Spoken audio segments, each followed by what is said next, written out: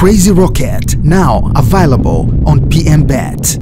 Timu zinazoongoza kwenye ligi zao katika ligi kuu 10 bora hakuna yenye performance kama ya Yanga. Nikisema ligi kuu 10 bora na maanisha ligi kuu ya Misri, ligi kuu ya Morocco, ligi kuu ya Algeria, ligi kuu ya Tunisia, alafu kuna ligi kuu Tanzania bara ambayo ni ya 6, alafu kuna ligi kuu ya Angola, kuna ligi kuu ya Jamhuri ya Kidemokrasia ya Kongo, kuna ligi kuu ya Sudani, kuna ligi kuu ya Ivory Coast. These are the best 10 leagues kwa Afrika hivi sasa kwa mujibu wa CAF. Hakuna timu inaongoza kwa performance kama Yanga, lakini hata duniani kote sasa unazungumzia kwenye ligi 5 bora za mabara yote. Ukisema mabara yote mwingine atashtuka, duniani ni rahisi. Chini ya mwavuli wa FIFA tunapozungumza duniani, tunazungumzia CAF ambao nimesema ligi 10 bora nimeangalia. Tunazungumzia AFC Asia, ligi 5 bora zikiongozwa na ligi namba 1 kule ni kuna Korea Kusini, kuna Saudi Arabia, kuna Japani, kuna Uzbekistan, kuna Irani. Hakuna timu yenye performance kwenye ligi zao, hapa msisitizo, kwenye ligi zao yenye performance kama ya Yanga. Nenda Ulaya, UEFA, unazungumzia ligi 5 bora. Hapo unazungumzia ligi kuu ya Italy, unazungumzia ligi kuu ya England, unazungumzia ligi kuu ya Spain, unazungumzia ligi kuu ya Ujerumani, ligi kuu ya Ufaransa. Hakuna timu kwenye ligi zao msisitizo performance kama Yanga, kwa sababu hata timu kama Liverpool si ndio inaongoza ligi kuu England. Performance yake kwa point walizopaswa kuwa nazo na walizo nazo ndio vipimo tunachukua. Hakuna inafikia Yanga, isipokuwa kwa Ulaya kuna PSG. Yenyewe imecheza mechi 26, ilipaswa kuwa na pointi 78, ina pointi 68. Ni performance ya 87.18, around ya 87. Yanga ni 87.878787, around 87.9. Lakini kwa Afrika inayofuatia ni TP Mazembe ya Kongo. Imecheza mechi 19, matarajio ina pointi 57 kwa sababu 19 mara 3. Yenyewe ina pointi 50. Ni performance ya 87.72. Kwa hiyo tukizungumza timu 3 duniani kwenye ligi zao zinavyoperform katika duniani, kwa Afrika nimesema ligi 10, kwa duniani huko nimetaja Ulaya, nimetaja Asia, sikutaja kwingine. Kuna CONCACAF ambayo tunazungumzia Amerika ya Kati, Kaskazini na Caribbean. Kwenye ligi 5 bora za CONCACAF ambapo unazungumzia ligi kama Mexico, ligi kama Marekani, ligi kama Nicaragua, Honduras, hakuna timu yenye performance ya kufikia 87.8. Lakini unazungumzia CONMEBOL, Amerika Kusini, kule unazungumzia Brazil, unazungumza Argentina, unazungumza Colombia, unazungumza Paraguay, unazungumza Ecuador. Hakuna timu kwenye ligi yake msisitizo yenye performance kama ya Yanga. Unakwenda OFC, Oceania, kule unazungumzia ligi kama ya visiwa vya Solomon, unazungumzia Tahiti, unazungumzia Fiji. Hakuna, zipo nchi kama Vanuatu. Hakuna timu kwenye ligi 5 bora za OFC ambayo kwenye ligi yake na performance kama Yanga. Sasa Songea United ya Championship inakwenda kucheza na timu la namna hii ambalo kuwa na pointi 58 haitoshi, ndio timu inaongoza kwa mabao ligi kuu Tanzania bara, lakini pia kwenye ligi kuu 10 bora barani Afrika kwenye ligi zao hakuna timu inafunga mabao kwa kasi kama Yanga, kwa sababu ukizungumza mechi 22 unazungumzia dakika 1980 imefunga mabao 58. Kuna kitu inaitwa MPG, minutes per goals, inatumia dakika ngapi kufunga bao? Yanga chukua dakika 1980 gawanya kwa mabao 58 utapata inafunga bao kila baada dakika 34 na sekunde 8. Hakuna timu inafunga kwa kasi kama Yanga. Hamad unakutana na Songea United. Kweli Mzize hayupo, kweli Principal Melo Dube hayupo, lakini pia Kwasi Atula yao anaumwa, Dickson Jobu hayupo, lakini Djigui Diarra hayupo. Au waliopo saa yoyote wanafanya mabalaa, wana uwezo mkubwa ndio maana wako Yanga. Kwa hiyo Songea United ndio wanacheza na timu ya namna hii ambayo ndani yake kuna Maxim Pianzengeli. Kabla ya mechi hii ndani ya Yanga ndio anaongoza kwa mabao kwenye michuano hii, amefunga mabao 3, mawili kafunga dhidi ya Coast, bao moja kafunga dhidi ya Kopko. Lakini Maxi ana bao 3 kati ya 8. Yanga wanaingia kwenye mechi mbili zilizopita wamefunga mabao 8, wameruhusu bao moja ile alilofunga Miraji katika mechi dhidi ya Coastal Union. Maxi yupo, sio? Lakini kuna Jonathan Kangalombo ameanza kujitafuta hivi karibuni. Ameonyesha katika mechi dhidi ya Singida Black Stars yupo. Lakini kuna Peodo Pacome Zouzoua katika ligi kuu Tanzania bara, yeye amecheza dakika 1117, amepiga mashuti 24, 16 on target, ana goli 7 na assist 7. Yupo kwenye timu. Hii timu sio nyepesi. Kwa hiyo lazima hapo, sijataka kutaja wengi. Stefan Azizki kwenye ligi kuu Tanzania bara mpaka sasa ndo anaongoza kupiga mashuti. Hamna mchezaji anafikia kwenye ligi kuu. Ameshapiga mashuti 56, 26 on target, ana goli 7, sio? lakini kuna mwingine Stefan Aziz Ki kwenye ligi kuu ukiondoa anafuatia Jasha au amepiga mashuti 52. Sasa Aziz Ki naye yupo, alianzia bench alikuja kuingia. Hapa nimezungumza kwa urefu kuonyesha credit kwao Songea United kwa sababu mechi imeisha, wamefunga mabao mawili. Tena bao la kwanza dakika 21. Kazi nzuri ya Pedro Pacome Zouzoua, lakini marejeo ya picha za video. Sisi tulofaidika kuangalia marejeo ya picha za video, alikupaswa kuwa bao. Iko wazi. Mpira aliwatoka wakati anapiga vipas, ule mpira ulikuwa umetoka wote 100%.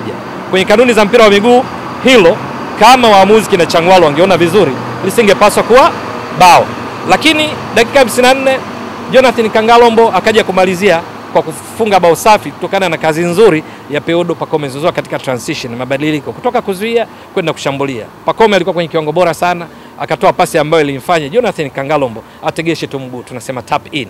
Kwa Yanga akapata ushindi wa mabao mawili, lakini wamefanyaje mpaka wakapata ushindi? Kwanza kocha Milud Hamdi alikuwa mjanja sana. Anajua anacheza na nani? Na Songea United. Watakuwa wanakaba sana kutoka chini, watakuwa wanajituma sana kwa sababu wachezaji wa Songea United pengine ni platform, ni jukwaa la kuonyesha wako vizuri kiasi gani. Watimiza mpango kazi wa kocha Mingange, lakini kuna mpango kazi wa mchezaji mmoja mmoja. Ndio pa kutokea. Unacheza na mabingwa wa michuano hii mara 3 mfululizo. Mabingwa ligi kuu Tanzania bara mara 3 mfululizo. Hapa ndo mguu wa shingo, mguu wa roho kazi. Sasa kocha Miludi anajua, anawaambia wachezaji wake msigongane nao hao, mtaumia bure.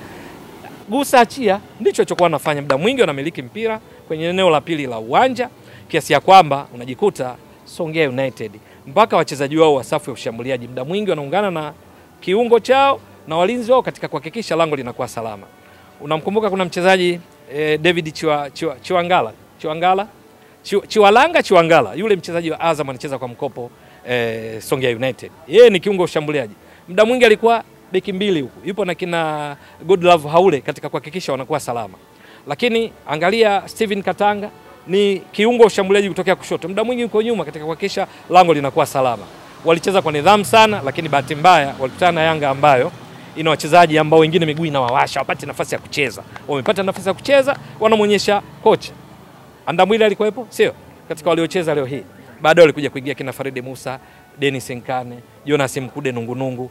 Yanga wana utajiri mkubwa wa wachezaji ambao Salvo Bakari Shwaboy katikati ambao wanadeni mechi kama hizi wao upati nafasi sawa. Sasa na leo basi hata Songea nayo usitupe ushindi, yani kwa wana Yanga hapa, si ndio? Yeah. Wakafanya kinachostahili, wamepata ushindi waliostahili, lakini pongezi kwa golikipa Hatibu Mbwana aliyokuwa amechomo kadhaa, ikiwamo ya Jonathan Kangalombo, ikiwamo ya Juke Abuya miwili japo alikuja kufunga, lakini vile vile na wao wenyewe pia walichangia Yanga kushinda kwa sababu kwenye transition wakati wanapata mpira kwenda kushambulia, ukikabia kutokea chini unaposhambulia unatakiwa uende kwa idadi kubwa. Basi muda mwingi alikuwa anaonekana ule namba 10 mgongoni anaitwa Abiudi Mtambuka peke yako, utafanya nini kwenda kwa kina Bakari Nondo Mwamieto, utafanya nini?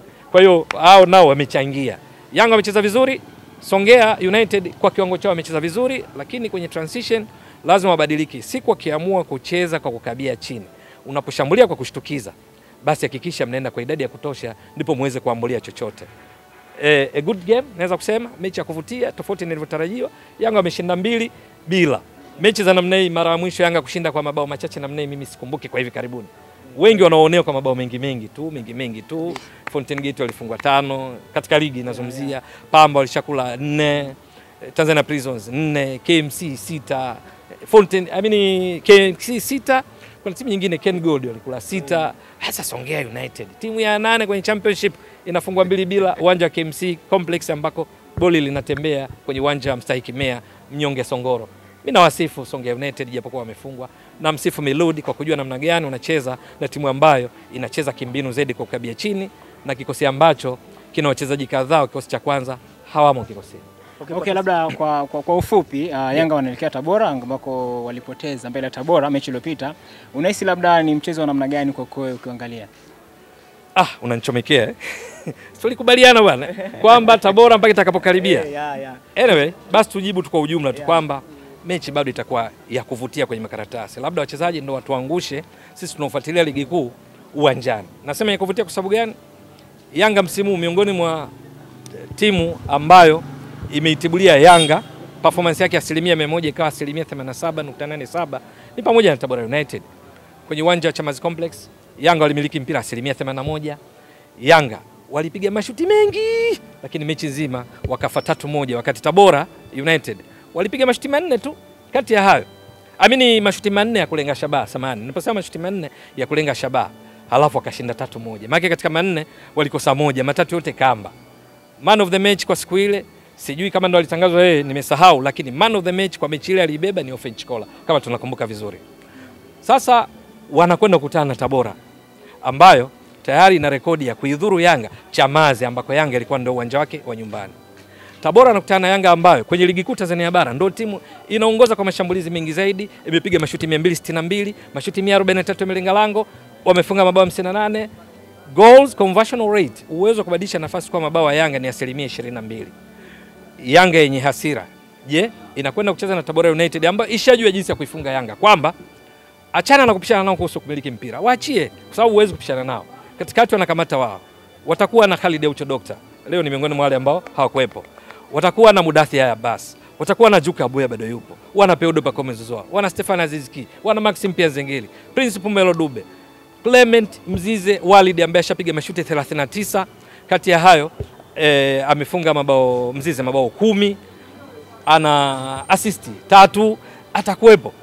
Basi unapocheza kwenye uwanja wako wa Ali Hassan Mwinyi, maana umefunguliwa, si ndio?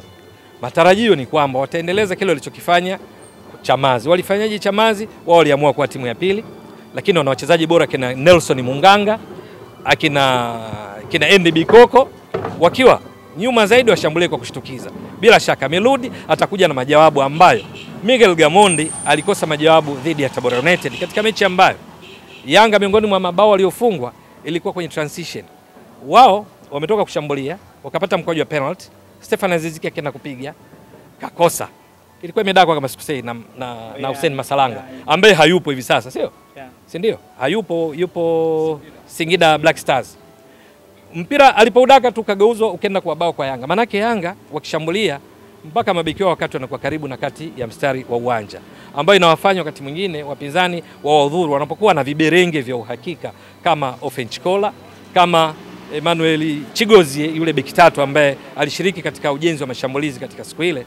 Basi bila shaka watafanyia kazi ili waambulie chochote, kwa sababu wanakutana na Yanga iliyo bora. Wakiwafunga tena wanazidi kuwaonyesha kwamba wao wazee wa nini asali nyuki wakumbatiwi. Basi tuone kwamba wakumbatiwi, mnyuki sijabusiwi. Lakini anyway, hayo ni maneno ya kishabiki, lakini tunatarajia itakuwa mchezo mzuri katika ligi miongoni mwa ligi kuu 10 bora barani Afrika. Ligi namba 6 kwa ubora ina pointi 72.5, ya juu yake Tunisia na pointi 82.5. Simba Mnyama kimtoa Al-Masri tunaongeza tena pointi zinakuwa 77.5.